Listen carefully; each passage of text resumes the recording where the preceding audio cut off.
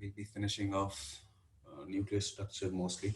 So it will be the end of modern physics as we know it. I think we'll take a couple of classes to just go through the questions and just go through a process of actually problem solving it and figuring all these things out. Okay, as always, let's start with the review. So, what all did we talk about in the previous class? Any idea? Uh, we talked about atomic number and mass number. Yes. We started with atomic number and mass number. Isotopes, isobars, Yes. So isotopes, isotones, and isobars. and isobars. What Then else? different forces we had discussed: Yes. gravitational, nuclear forces. Absolutely. We discussed about the forces. And we actually also figured out what was the relative strength between the forces. It was 1 is to 10 is power 36, I think, for the electromagnetic interaction. And this is for gravity, and the ratio for the strong force is 10 to the power 38, from what I remember. It's 100 times stronger than the electromagnetic force. This is the nuclear force. Let's call it with the notation N. And I think that is where we stop. We also did talk about the size of the nucleus and the Yeah, density. mass, energy, equilibrium. Then density of the nucleus Yes, size, density. We talked slightly about the energy mass equivalence. Yes, energy mass. and properties of the strong force. That's where we finished it. Absolutely lovely. Thank you so much. Okay, so let's continue from here, and let's talk a bit more about the strong nuclear force as it is. So the strong nuclear force is, will at the first sight, when you see the potential of how this essentially looks, it will remind you of something. And I actually want to know if it actually does remind you of something. So if the potential energy of inside the nucleus, so potential energy inside the nucleus, if you want to plot nucleus, let's say the units are million electron volt or mega electron volt, and the x-axis we can take as r, where r is in femtometers. So we're talking about the nucleus with all its protons, which I'm donating here by solid hard balls, and triangles I'm donating as the neutrons. So all these neutrons and protons are inside the nucleus. If you move away from the center, how does the potential energy change? So that is the question we're essentially answering. And there have been a lot of experiments that have been done on this. And what we see happen is a very, very interesting thing. So the graph goes negative, as it should, and then comes up, and then the potential energy goes to zero as r goes to infinity. Does this graph remind you of another graph that you might have seen before? Have you seen this graph before? Yeah, Where could you point me where exactly did you see this graph?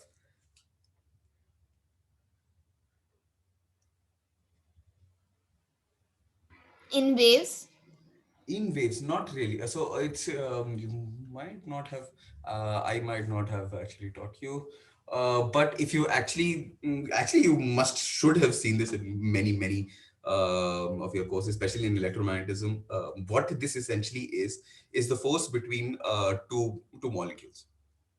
So the potential between two molecules also essentially depends exactly like this. Especially, so what essentially happens when if they're very, very close to each other. So in this range, the energy required is positive. So it's really, really high energy for it to actually stay this close. And as you move it closer, closer, and closer, the energy required to bring it closer and closer goes goes to infinity. As you can see here, it goes to infinity as r approaches zero. After a certain radius, which will essentially be around the radius of around zero point 0.4 femtometer. Center is at zero point 0.8 femtometer, from what I remember. So this is where the energy becomes negative. The potential energy becomes negative. What does potential energy being negative indicate? Any idea? What does it mean for potential energy to be negative? What happens if the potential energy of a system is negative? Any idea? Okay, so when the potential energy is negative, it means that the system is bounded. That the system is bounded. Bounded in what sense? For example, you have two atoms of hydrogen, for example, you take, and they bound together to make a molecule of hydrogen. So H2 it forms. The potential energy of this total system, since it's a bounded system, is going to be negative. It's going to lie somewhere here, where essentially this will be the minimum distance, and this will be the maximum distance. So the center will essentially be kind of an average distance between these two atoms. But here we're not talking about atoms. Here we're talking about the nucleus. And interestingly, what we're seeing is that the potential energy again just still behaves in a very very similar way as the 1 by r potential energy for the electromagnetic force, as in the case of atoms, looks like. So yes, so this is essentially what is happening inside the nucleus. As I said, being bounded means that in the negative part, the nucleus is attractive.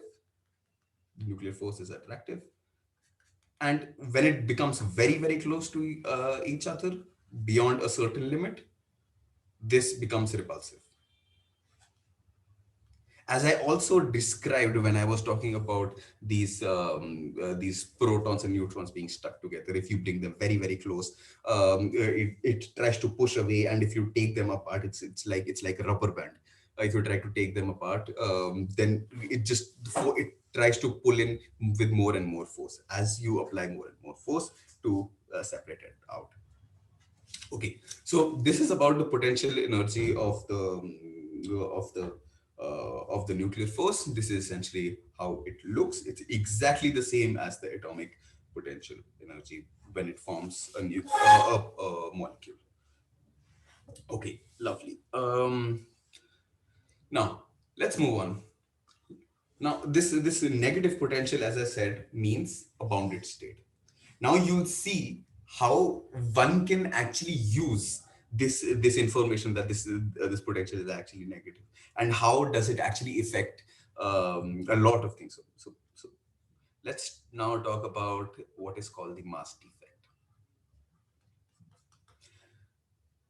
By mass defect, what I essentially mean is that take any nucleus X. Let's take for example the nucleus of helium atom. We're taking the nucleus. How many neutrons are there? What is the notation that I'm taking? Z and A. Z is niche. Na? Huh. So this is 2, and number of nucleons 4, right? Yes, no, maybe.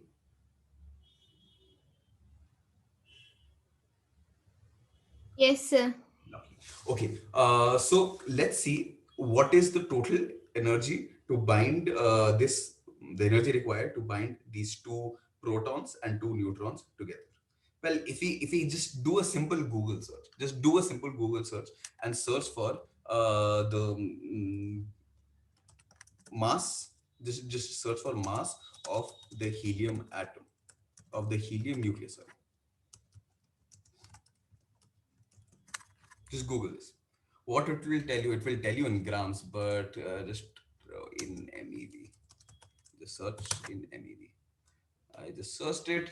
It turns out to be 4.00. It turns out to be 4.002602 atomic mass unit ANU. Okay.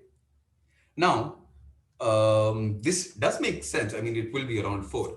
But let's break this down into its constituents. What are its constituents? You have two protons, which are these two protons, and you have two neutrons. What's the mass of two protons? So 2 into mass of proton. What is the mass of proton? In the previous class, I must have told you. What is the mass of the proton?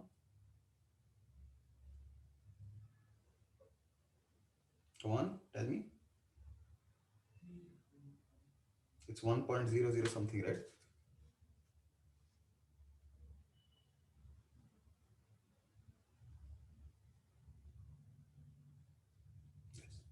Mass of a proton is just 1.0073 EMU, and the mass of the neutron, so this mass of the neutron is 1.0086,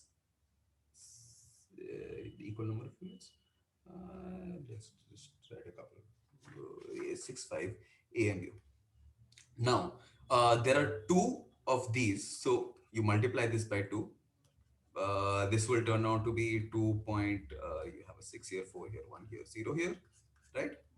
These many AMUs, and you have two neutrons, so 2 multiplied by this, what does this turn out to be? You get a 0, 12, 13, 12, 13, 16, 17, 1, 0.2, right? So the total mass is this. So this thing here, the mass of two neutrons plus mass of two protons. Let's add them together. Let's see what happens. So mass of proton, 2 times mass of proton plus 2 times mass of neutron. This gives me, if you're adding it, so how many terms are there? 1, 2, 3, 4, 5, 6, 1, 2, 3, 4, 5. There are two zeros here. So you have 0, 3, 9, sorry, 1, 2, 3, 0.4. You get 4.0319.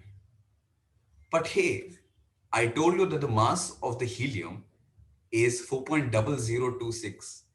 There is a difference in these two, right? So delta M is which essentially, so this, since this is the bigger one, so I'll just write 2 times mass of the proton plus 2 times mass of the neutron minus the mass of the helium full atom, 24 full nucleus, is equal to this 4.031930 minus 4.002602.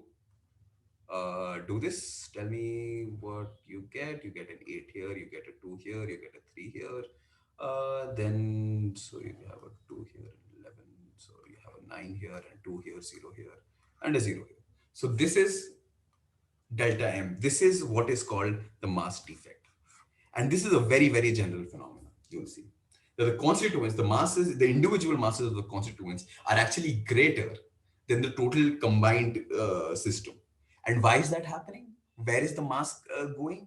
The mass is going in the negative energy, in the negative potential energy. As we saw, it goes in the negative region. That is essentially how low it is, will essentially denote how much this mass deficit is. And since we already know that there is a mass deficit here, and we already know that there is something called the mass and energy equivalence principle, such that mass and energy is exactly the same thing. So let's just convert this into energy. How do you convert this into energy? Well, this is an AMU, first of all. Note that. You multiply it by c squared, right? So that's how you convert it to energy. So, so I calculated delta M. How did I calculate delta M? Let's review this again. Let's review this. So you have mass deficit. Now let's take in the previous case, we took an example, we took helium. Now let's take a general X with let's say atomic number Z and the atomic mass A. Okay. So how many protons are there? There are Z protons, right? And how many neutrons are there? How many neutrons are there in this nucleus? A. A is the mass number. So A is the total number of nucleons. So it's neutron plus protons, right? So A is A minus Z. yes. So A is just Z plus number of neutrons, N. So N is just A minus Z, a number of neutrons. So writing the previous thing, the mass deficit in a more general way, for a more general nucleus, if you take this X, Z, A, then the mass deficit would essentially be Z times the mass of the proton. So this essentially takes care of all the protons plus A minus Z times the mass of the neutron. This is essentially all the individuals that there are, correct? And then you go ahead and subtract the mass of the full nucleus. This is what the mass deficit is. And from here, if you just multiply this with c square, so delta m c square, if you calculate this energy, this energy is what is called the binding energy, the binding energy of the nucleus. So essentially, this is the energy that is required to bind the nucleus together. That is essentially how much energy is being wasted in binding the nucleus together if they weren't apart. All of them. Does this make sense? Yes, sir. Lovely. So we defined two things. We defined mass deficit and we defined binding energy. Lovely. Now,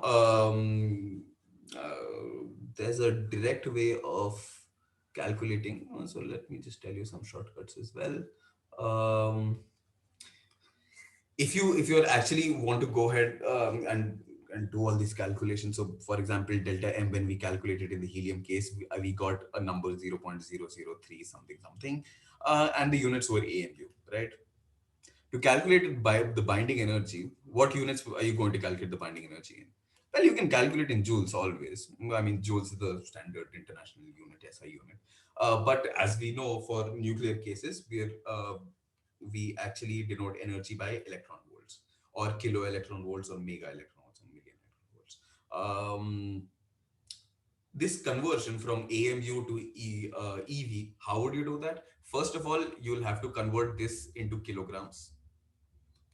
Once you convert this into kilograms, you'll have to multiply this by c squared, c being 3 into 10 per 8 meters per second. So that whole squared. So that is also an SI unit. And then after that, you get something in joules, the energy in joules. And then you'll again have to divide by the charge of the electron. So if you want to convert from joule to energy, to electron volts, you just you just multiply it by, sorry, not divide, multiply it by the electron charge, so which is 1.6 into 10 to the minus 29. So that's how you convert to electron volt. But if you directly want to convert from AMU to, let's say, electron volt, there's a direct factor you can use, which is essentially 931.5. So if you have your mass in atomic mass units, so if you're doing a calculation and you calculate that delta M is let's say 1.2 atomic mass units, and you want to know what is the energy equivalent of this mass, well, just multiply it by 931.5 into 1.2, and you will get the energy equivalent in electron volts. Does this make sense? This Yes, is sir. this is essentially a tool one can use to keep track on things. Mm. Now, since we've defined binding energy, how did we define? We defined it as delta M c squared. And delta M, how did we define? We were again talking about XZA, so we defined it as Z times mass of the proton plus A minus Z times mass of the neutron minus mass of the total ZA multiplied by c squared, right? So this will be the total binding energy of the nucleus. Um, Now, if we divide this by the total number of nucleons, so if we divide it by A, the mass number, the total number of protons and neutrons that are there inside the nucleus, what we get is binding energy per nucleon. So binding energy per unit particle that is present inside the nucleus. So if we just calculate binding energy by A, so this is binding energy per unit nucleon. We call it binding energy per unit nucleon. Why is this important? We'll talk about it as we go. So this is just a binding energy divided by A. So essentially, let's just put everything inside. You get Z by A, mass of the proton, plus 1 minus Z over A, mass of the neutron, minus 1 by A, mass of the total nucleus times c squared, obviously. Okay.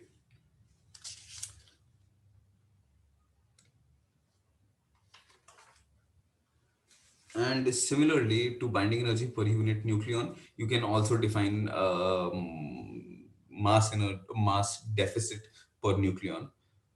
So just go back. So like here we defined binding energy per nucleon. So this thing essentially, to do that, what you did was you divided by A on both sides, right? So now this on the left hand side is binding energy per unit nucleon. This thing here, the mass deficit divided per unit nucleon is what is called the packing fraction. If so, these are all definitions that you might be asked directly or indirectly. This is what is called the packing fraction. Okay, that is the fourth definition we come across today. Okay, is this clear up till now? Everything that I've said? So why are we dividing with A? It's always useful to know things per unit, per unit things, right? For example, per unit time, per unit distance. It's always good to know, okay, if we, for example, if I want to add one more neutron to a nucleus, for example, so my average energy would more or less be the same. So I can just add the average energy. So it's just a useful tool for calculation. It's just a number that people use in experiments a lot. Does that make sense? Yes, sir. So packing fraction is dividing by A. Yes, that is the mass deficit by A. That is called the packing fraction. Okay, sir. Lovely. Now, binding energy beyond this is not not there anymore in your syllabus. So I think I'll stop binding energy and all of these things just by giving the definition, because that is all that is there in the syllabus for you guys this year. So we move on to the next important part, which are decays. Now, what are decays? A decay happens when you have a nucleus. Let's say you have a nucleus X, Z, A, and it breaks down. It breaks down into Y. Let's call this Z1, A1, plus Z, Z2, A2, plus WZ3A3, and so on and so forth. A decay is this kind of a process where you have a nucleus which essentially splits up into many, many constituents. There are three fundamental kind of decays that happen in nature, and automatically, as in on their own. These are aptly called alpha, beta, and gamma decays. Okay, alpha decay, beta decay, and gamma decay.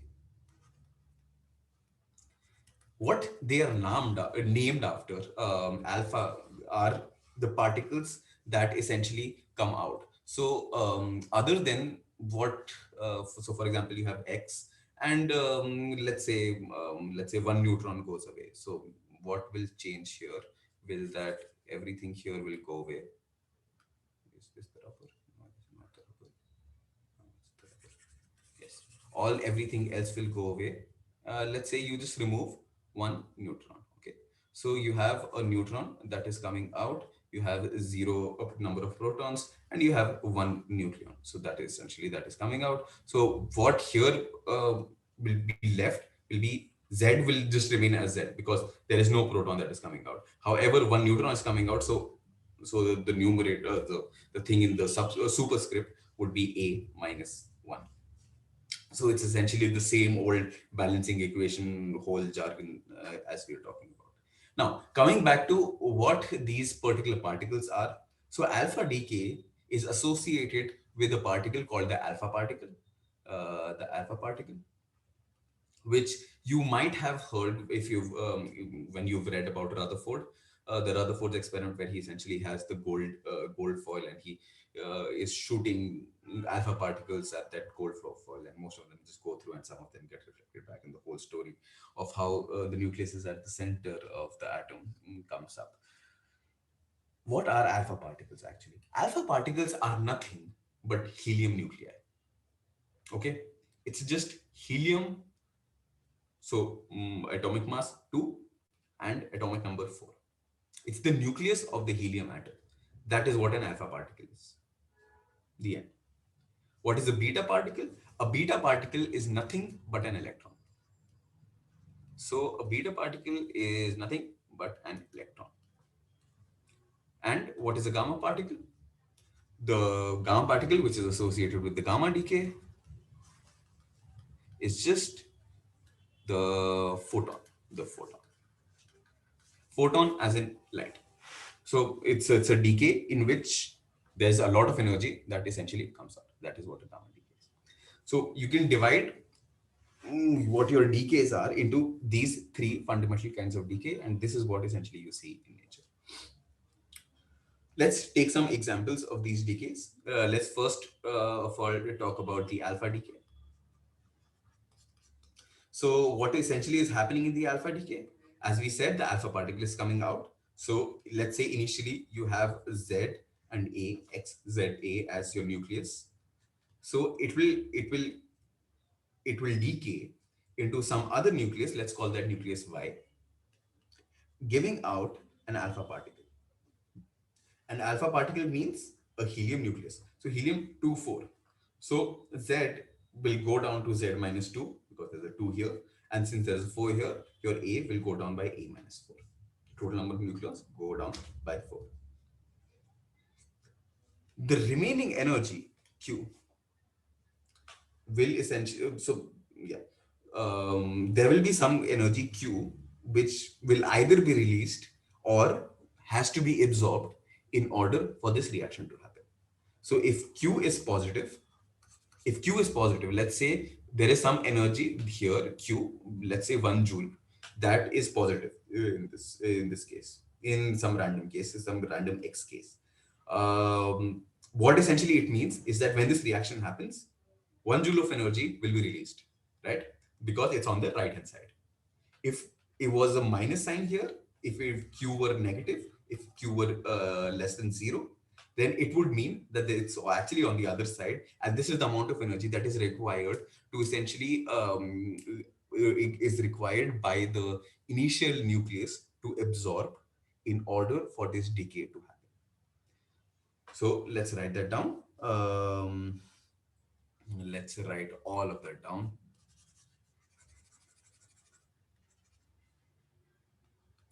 So what you have, alpha decay, by definition, it is a phenomena. It is a phenomena of emission of the alpha particle, or as we know what it is, it's helium nucleus. Um,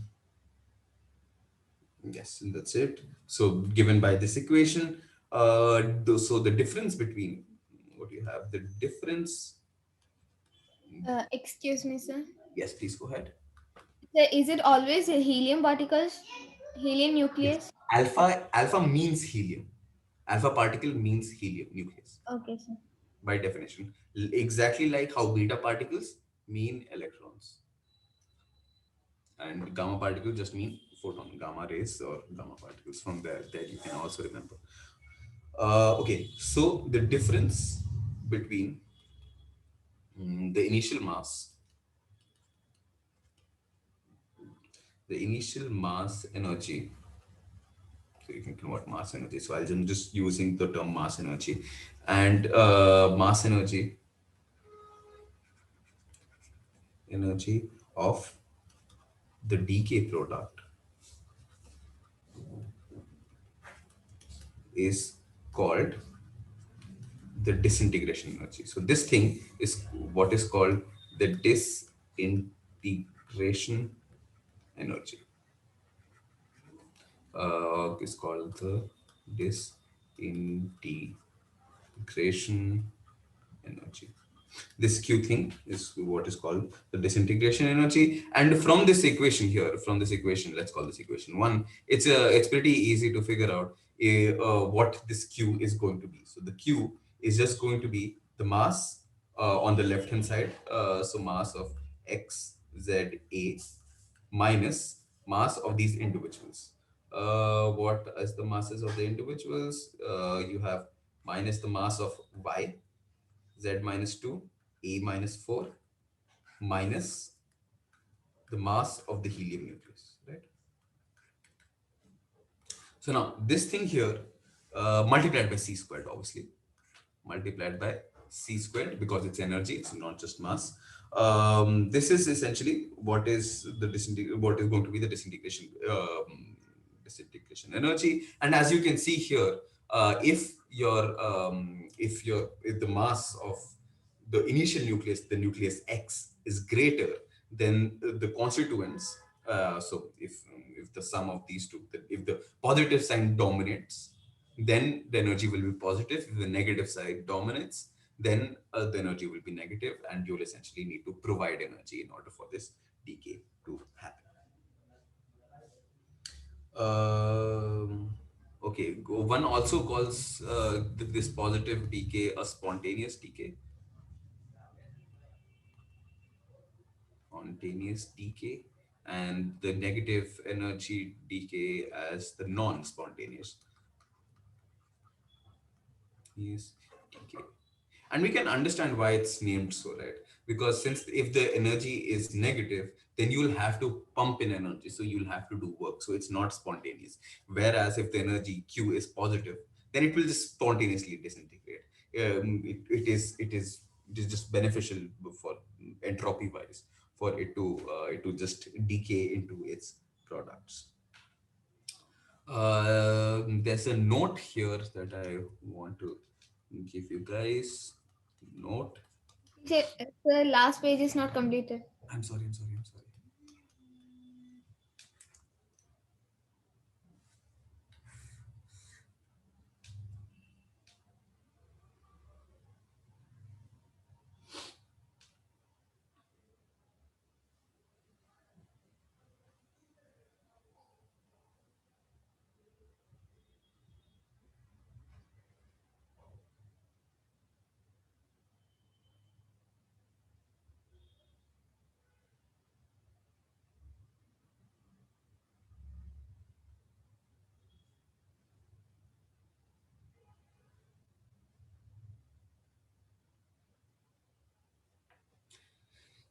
Can I move on? You're Okay, done? sir. Yes. Okay. Lovely. So, note there's an interesting phenomenon at play here. Note the value of the kinetic energy of the alpha particle is found experimentally to be around 4.9 mega electron volts. So experimentally, this is what you find in a typical alpha decay when it happens. The kinetic energy, the energy that is because of the motion of the alpha particle, it's because of the velocity of the alpha particle. That is 4.9 mega electron volts. But calculations show um, that, but calculations show if you actually just convert your previous thing into the binding energy thing, then you'll under that is essentially the this calculation is talking about. If you just calculate the energy that is required to essentially come out of the nucleus, so the calculations show that the nucleus um, that the um, that the energy required for the alpha particle to come out of the nucleus is actually around 25 mega electron volts. So this is essentially how much energy you require to actually come out of a nucleus in a typical. But the energy that the alpha particle has is just 4.9 mega electron volt. Classically, this cannot be explained. Classically, alpha decays cannot be explained.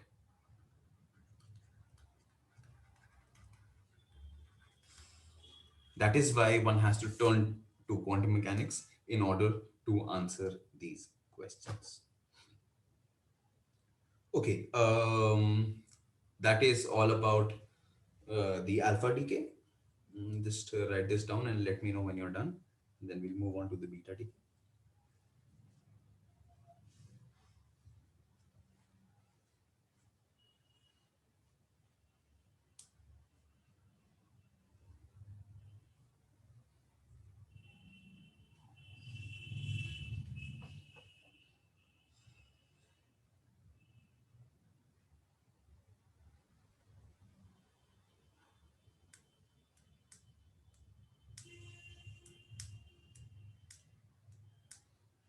Should I move on?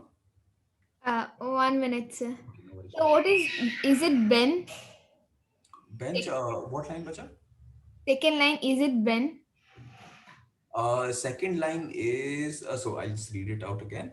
The value of the kinetic energy of the alpha particle is found experimentally to be 4.9 mega electron volts, to be around 4.9 mega electron volts.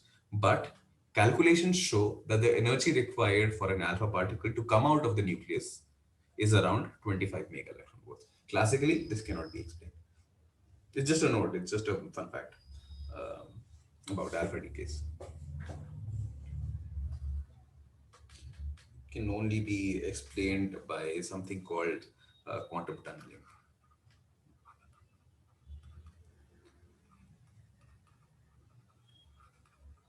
where essentially these particles can exist even on the other side of the barrier, even if they have lesser energy to cross in order to cross it.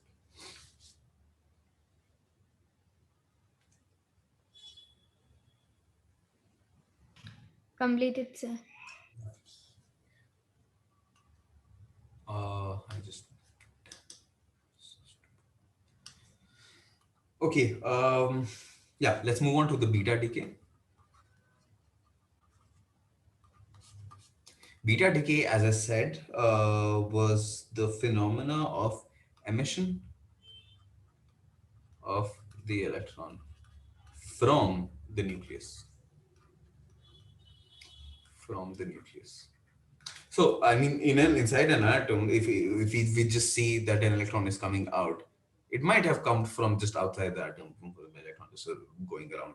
But if the electron actually comes from within the nucleus, then it's called a beta decay. But then a question arises, doesn't it? The nucleus just consists of it just consists of protons and neutrons. One kind of understands how an alpha particle can come out because it's just a combination of protons and neutrons. But how on earth, what on earth is an electron doing inside a nucleus? How is that even possible?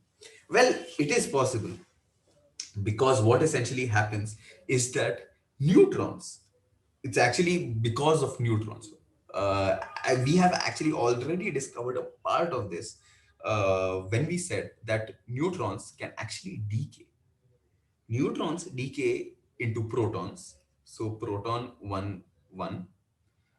Proton from now on, I'm not going to use P. I'm going to use H instead because one realizes that proton is just the hydrogen nucleus, right? It's just the hydrogen nucleus of proton plus an electron. So this is essentially a process which happens inside the nucleus, and a neutron essentially just disintegrates into a proton and an electron, and this electron just flies out of the nucleus. This how does this affect um, the whole the whole nucleus? H11. So let's say you have again an X nucleus with atomic number Z and mass number A. What happens is that this undergoes an uh, beta decay.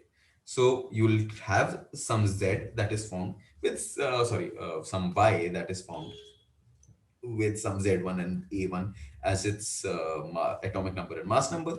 But other than that, what you'll have is an electron, right?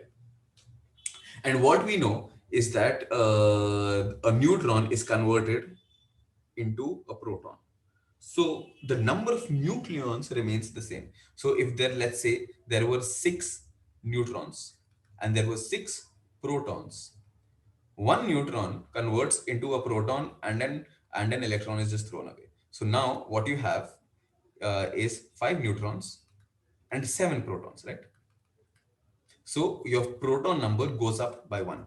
So similarly here, your atomic number will actually go up by one. But if you add them together, 7 plus 5, that's 7 plus 5 is 12. And 6 plus 6 is also 12. The mass number remains the same because the total number of nucleons is just remaining the same. So it's just A. And that is essentially what happens in a beta decay. And obviously some energy is released. Some energy is released. Let's call that energy E rather than beta. Uh, some energy is released. We call this E beta.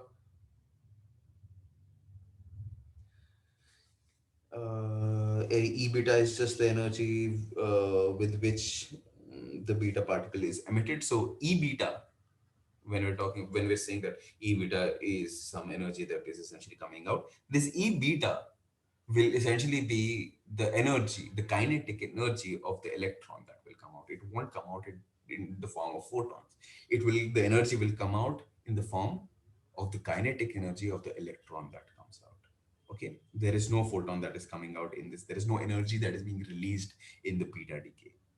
The only thing that is happening is that this nucleus is decaying into another nucleus Y, which has one more atomic number, and an electron is being released with some kinetic energy. Okay, but if this were okay, no, let's come to that later. So this EB will essentially be the kinetic energy of the electron that comes out. It's the general order at which around this energy goes is around 1.17 mega electron volts. That's essentially approximately the kinetic energy of the electron that leaves the nucleus is. So the electron will always have 1.17 mega electron volts as its kinetic energy, no matter what. Anytime a beta decay happens, the kinetic energy of the electron will just be 1.17 mega electron volts. These are some numbers that might come in handy in some certain questions.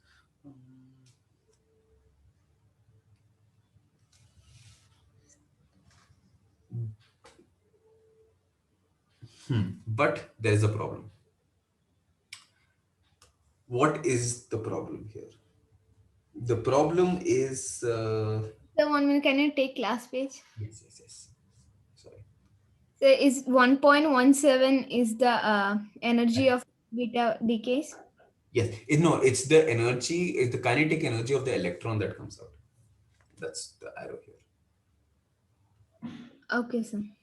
So this is essentially the kinetic energy of the electron that comes out. Just write it down. It says the kinetic energy of the. I'll just write it down here also. It's the kinetic energy of the electron. It's not a photon in itself. The photon is not being released in a beta decay, but something else is. And this is essentially what gave the great Pauli, other than the Pauli's exclusion principle, his other great discovery, which was the discovery of of the neutrino. How was the neutrino discovered? It was discovered through exactly this process of beta decay. What one realizes is that when one when one sees this kind of a decay where a neutron essentially um, breaks down into a proton and an electron, so see what's going up by one, and the A is remaining the same. What one sees is that the energy is not really conserved, is not conserved. Experimentally, the energy of let's just put in the numbers. No, let's just put in the numbers. Why are we actually even doing this? I want you to do these calculations. Okay, what was the mass of the neutron that we had in how many AMU? Is 1.00 mass of the neutron, right? 1.00 1.008665. right? Atomic mass unit. Take a calculator. Always have a calculator with you. Convert this into energy. How do you convert this into energy? As I said, you multiply by 931.5 to convert it into electron volts, right? So multiply this by 931.5. Then again, mass of the proton is just 1.0073 atomic mass unit. Convert this into the energy scale as well, again by multiplying by 931. And the mass of the electron is 0.00055 atomic mass units. Actually, we can just do this, convert this also in E, because it's always useful to know their conversions in electron volts. Uh, okay, so if we just see this equation here, what essentially this says plus some energy, plus some energy. Obviously, this is the energy of the kinetic energy of the electron that comes out. If we just add up the energies, let's see what happens. So on the left hand side, you have 1.08865. On the right hand side, you have 1.0073 plus 0.001.0073 plus 0.00055. There's a 0 here, have a 5 here, you have an 8 here, 7001. And you have, as I said, 1 point some.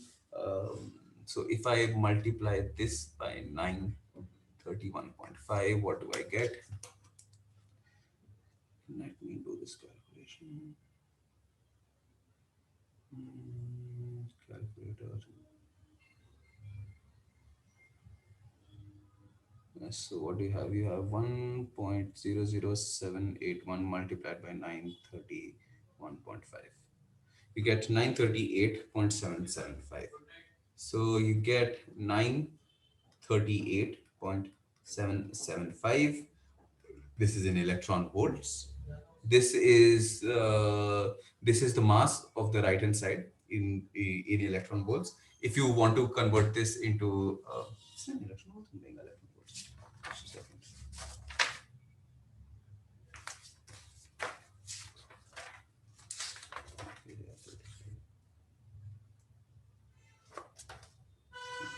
Electron volts, but apparently it sounds like mega electron volts. Yes, this is not in electron volts. This is in mega electron volts. I'm so sorry. This is not electron volts. When you convert this, you don't get in electron volts. You get in mega electron volts. That makes more sense. That makes so much more sense. Okay, so you get 938.775 mega electron volts if you add just these two, right? If you if what does the right hand side give if you multiply these two? The left hand side, sorry. Well, you have delete everything. Uh, so I got the final calculation as 1878.3837225. This is what the mass of the, if you subtract the two together. No, I calculated value for mass of neutron and proton, Hmm. and then I added mass of electron. बच्चा add क्यों किया? So you essentially have to see, this is on the left hand side and this is on the right hand side, right? So Oh. you'll have left hand side minus the right hand side is essentially the delta E, right? So you'll have mass, the energy of the neutron minus the energy of the proton minus the energy of the electron minus this thing that I gave as 1.14 MeV. Okay, sir. Okay, so let me do this. You have 931.5. Here, what you get is 939.571. This is in again in mega electron volts. Then you have an additional 1.14 electron volts that is there. Uh,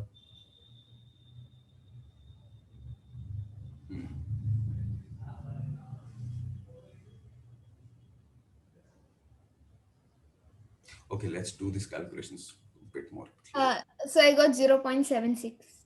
0.76 is, let's go back. 0.76 as E. E E. equal to 0.76. This is in what units? AMU, right? No, MeV. In MEV. So this MEV is essentially what the LHS minus RHS is, right? Yes, sir. So there is some energy that is missing. And that is essentially what they observed. They observed that there was some energy that was missing. So, first problem with the beta decay, beta decay is energy conservation.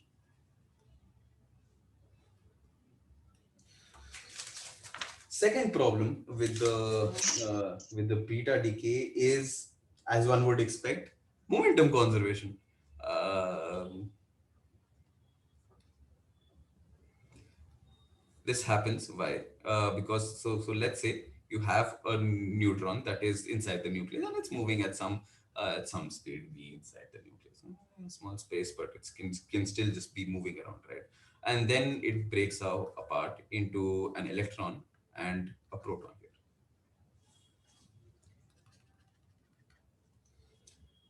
Now, such a decay will essentially oh,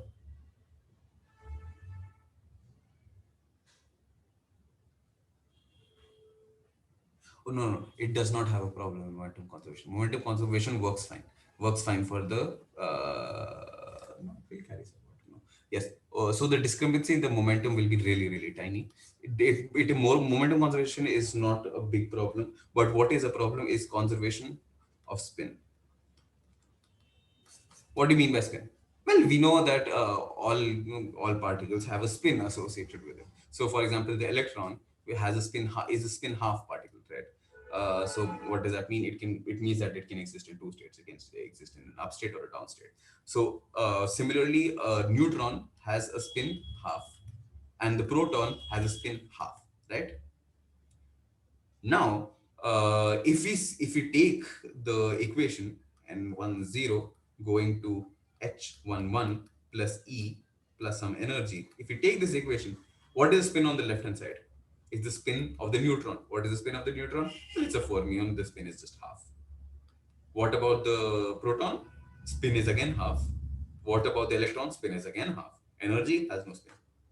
So the spin is not conserved. The spin on the left hand side is just half, and the spin on the right hand side is half plus half, which is one. So conservation of spin is violated. Conservation of energy is also violated. Even conservation of momentum is actually violated to a small extent. And all of this can be accounted for. Uh, all of this can be accounted for as the brilliant Pauli realized. Mm, so these problems, let me just write this down. These problems were overcome in the 1930s. Uh, no, it was actually 1930 exactly, not the 1930s. Um, Sir, yes, go ahead. last stage. Ah, okay. I'm so sorry. You should just stop me if I move. I do that a lot. Just move on.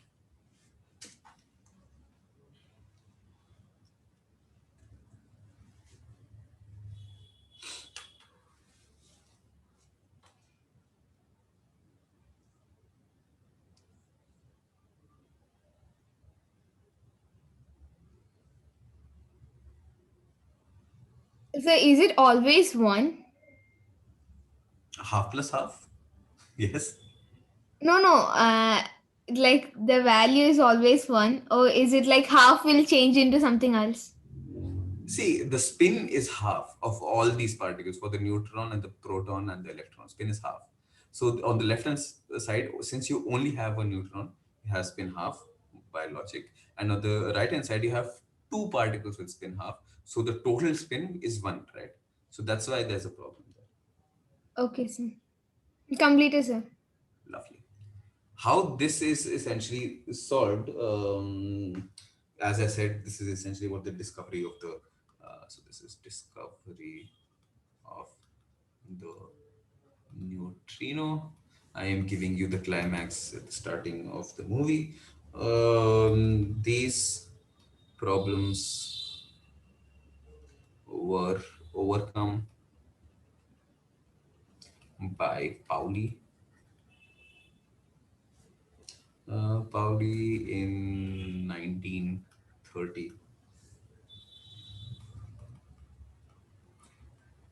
According to him, when a neutron disintegrates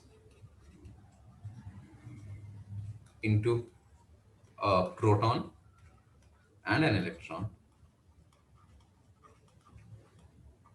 an uncharged particle of zero rest mass. According to Pauli, the neutrino should be absolutely massless. Today, we know that because of some other processes, essentially fluctuations between there are different kinds of neutrinos also, which can essentially convert into each other. Because of such processes, we know that neutrinos have a tiny amount of mass, but for all intents and purposes, neutrinos are just massless, as was noted by Pauli back then, and and has spin half, and it is called. I'm sorry, let me read this again. According to him, when a neutron disintegrates into a proton and an electron and an uncharged particle of zero rest mass, um, and spin of zero rest mass and spin half, called a neutrino. Called a neutrino is also produced. Uh, they carry they carry energy equal to the difference, between the maximum kinetic energy and actual kinetic energy of the electron. So essentially, that delta E that you calculated abhi, in like 5 minutes ago, that is essentially the energy that this neutrino will have when it comes out of the nucleus. Yes. So Uh, can you repeat the statement? from the starting, yes, I certainly can. These problems were overcome by Pauli in 1930. According to him, when a neutron disintegrates into a proton and an electron, an uncharged particle of zero rest mass and spin half, called a neutrino, is also produced. They carry energy equal to the difference between the maximum kinetic energy and the actual kinetic energy of the electron.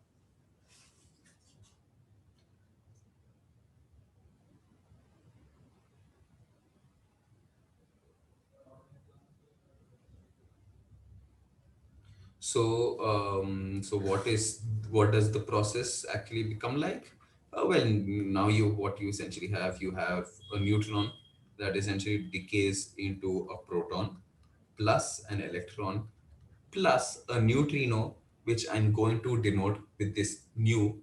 But but If I just add a neutrino here, spin half, spin half, spin half, spin half, spin is still not equalized. So to equalize my spin, what I need to do is put a bar here. What does this? Whenever you have a bar on top of any such symbol, what it means is that it is the antimatter uh, equivalent of this certain particle. So we know that every single particle has an antiparticle associated with it. So a proton has an antiproton, a neutron has an antineutron, and an electron also has an anti-electron. So this is not a neutrino that is coming out. What is coming out in this beta decay is actually an anti-neutrino. Okay. Yes, this is an anti-neutrino with this thing on top.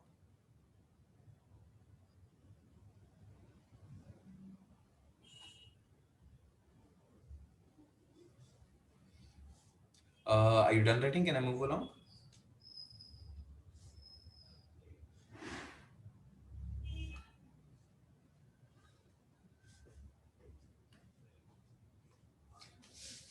Okay, let's move.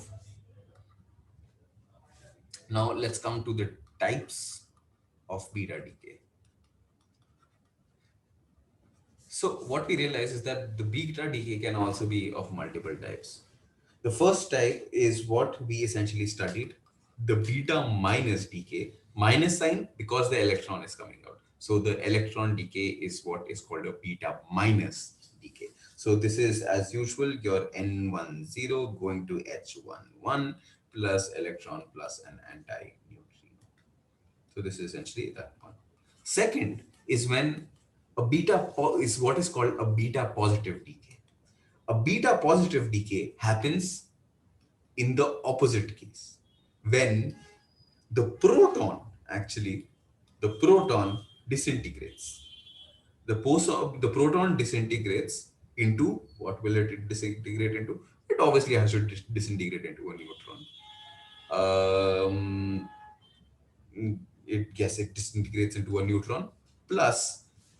Now, the proton had a positive charge. So the electron has to actually carry a positive charge. So this is what is the what is called the anti-electron. An anti-electron, so E minus bar, can also just be written as E plus. So it will be an electron with a positive charge. So instead of writing E minus bar, I'm just going to write E plus that is released and a neutrino this time. Since this is the antiparticle this time, so you don't need an antiparticle anymore. So you need a normal particle here to conserve the spin as well. So this is what the beta particle decay is. This particle is called the beta minus particle, which is the electron, and the positron or the anti-electron. It's also called the positron, by the way, is what is called, yes, the beta positive particle. There is a third way of doing this kind of a beta decay, which is called electron capture.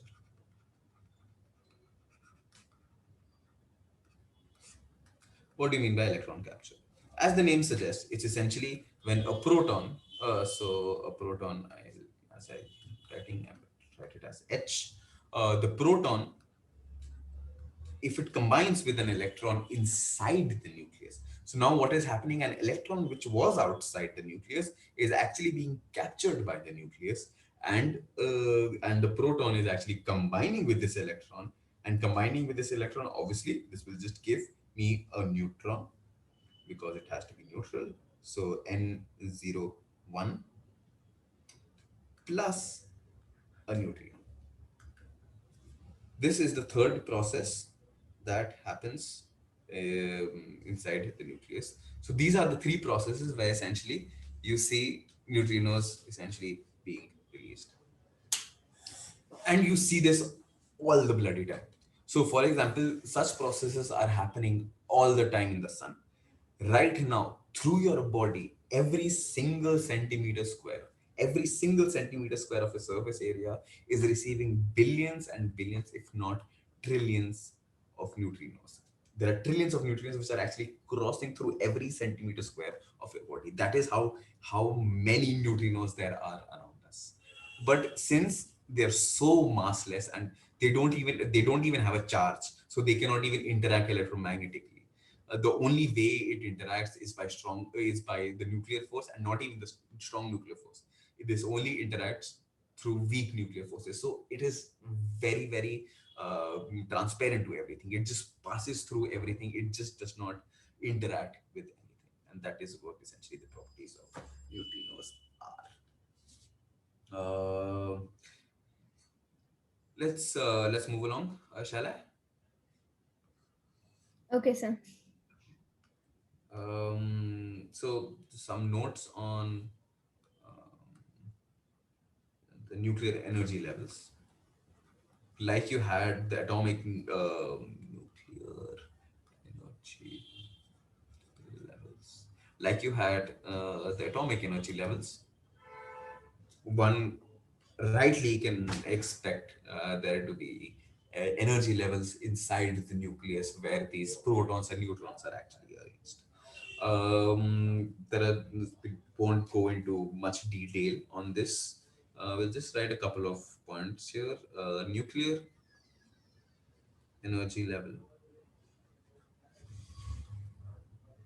Nuclear energy level exists inside the nucleus. Well, second, the transition between two nuclear energy levels also result result in in the emission of energies these that lie in the range. The gamma range. So, if you remember the spectrum, the gamma range was essentially electromagnetic waves of very, very high frequency, or if the frequency is higher, since E is equal to just h nu, with very, very high amount of energy. So it's a very, very energetic beam of light that is being released from the neutron from the nucleus, which one would expect also, because all of this matter is concentrated in such a tiny, tiny space. So one would expect that the energies that essentially are released from this tiny, tiny space are going to be humongous, and that is what we see happening also. If there are electromagnetic waves that are coming out of the nucleus, they are going to have a lot of energy. When I say a lot of energy, I mean in millions of electron volts. Okay, so if not giga electron volts, which certainly can reach. Uh, then you have nuclear energy levels are mostly in mega electron volt range. Um, and finally, the gamma rays of discrete frequency emitted by the radioactive substances can be adequately accounted for by assuming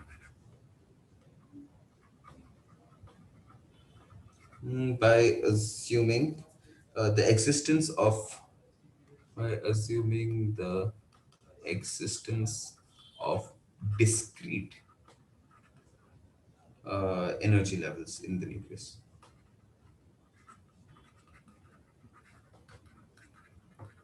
So not only are there energy levels, these energy levels are discrete. It's not continuous. They are just discrete. There are multiple energy levels that exist inside the nucleus as well.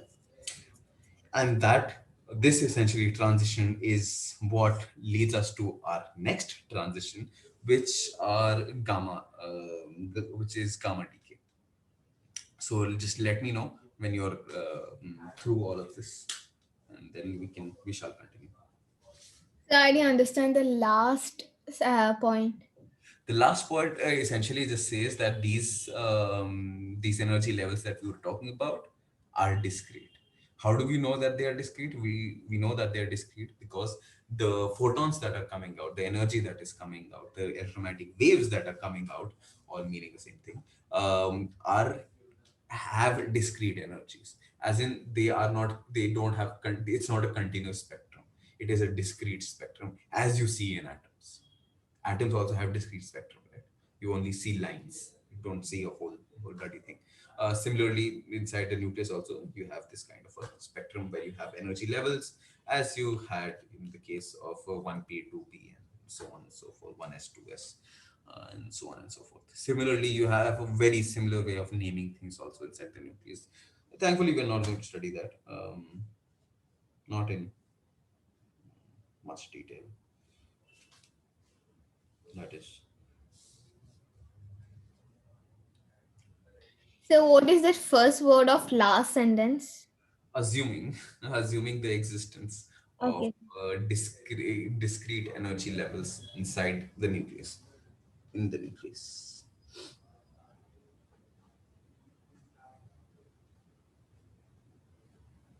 Completed, sir. Lovely.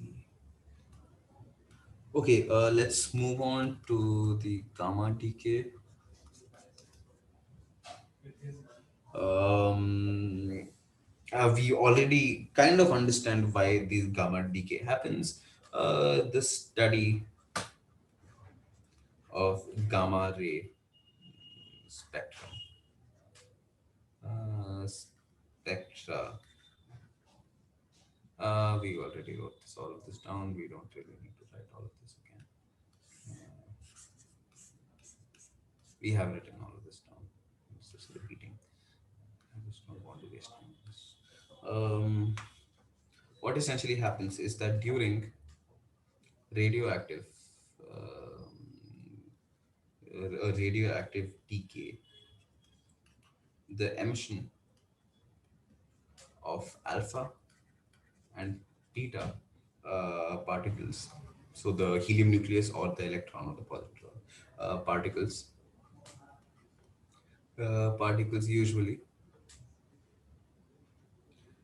usually leaves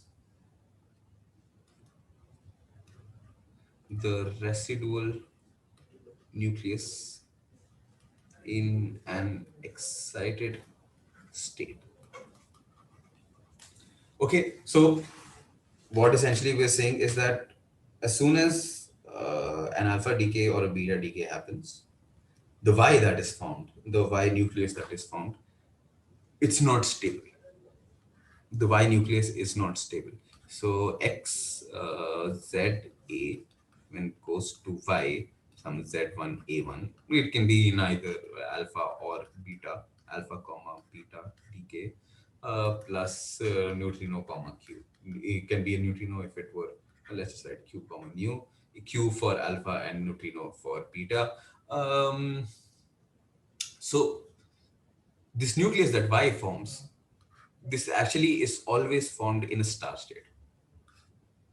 Do you remember what do star states essentially mean in the atomic physics? Uh, Star states essentially mean that it's an excited state. It's in a higher energy state.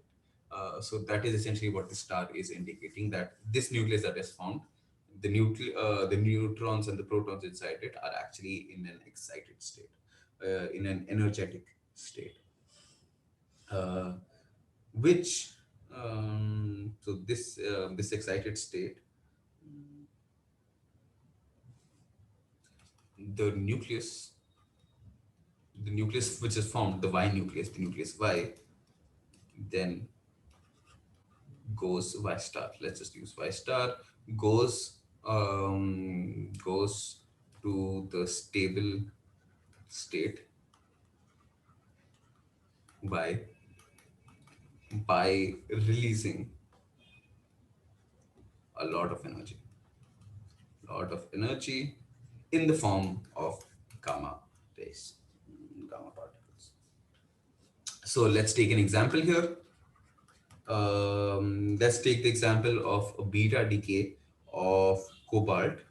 Cobalt has atomic number 27, and we're taking the isotope which has atomic mass 60. Atomic mass 60, yes.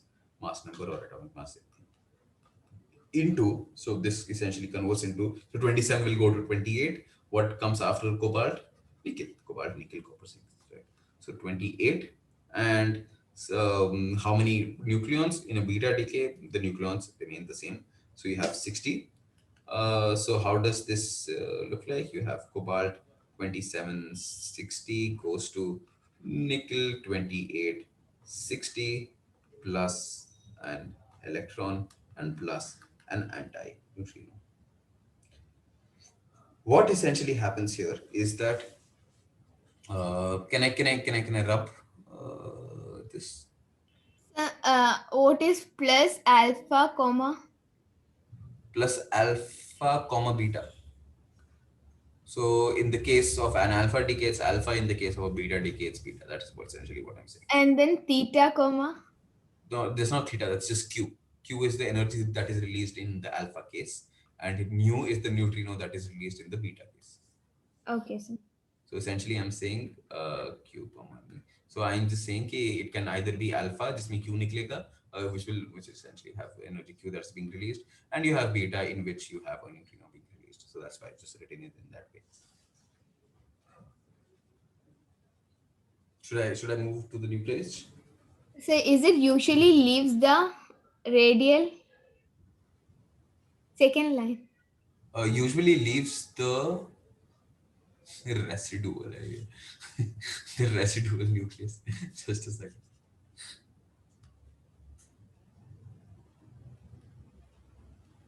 The residual nucleus in an excited state. Okay, done, sir. Lovely. Okay. So what essentially we see is that let's make some energy levels. Let's say there are these four energy levels. Let's say the cobalt was here initially with its 27 protons and 60 nucleons. Now this cobalt 2760 decays into nickel 2860 and gives out an electron plus an antineutrino. Obviously, this nickel is found in the star state, right? As I said. So what happens is that this comes down to this energy state by releasing a beta particle. And what is this state? This is nickel, 2760, but it's the excited state that it forms in. Now, it releases some energy. It releases some energy to go to another state, which is a metastable state. It actually releases energy in two different steps. Um, yeah, and it releases energy in two different steps because there are these discrete energy levels. So if you want to go from here to here, you first have to come here, and then you have to release this much amount of energy to come back down to this state. This is also an excited state of nickel, and here you have in the bottommost the ground state of the nickel nucleus. The energy that is generally released in the upper part here is 1.17 mega electron volt, and in the lower part it's 1.33 mega electron volt. So essentially what we are going to see is that once this nickel 2860 star is there, it's going to come down to nickel 2860 into the ground state, plus releasing a lot of energy in the form of gamma rays.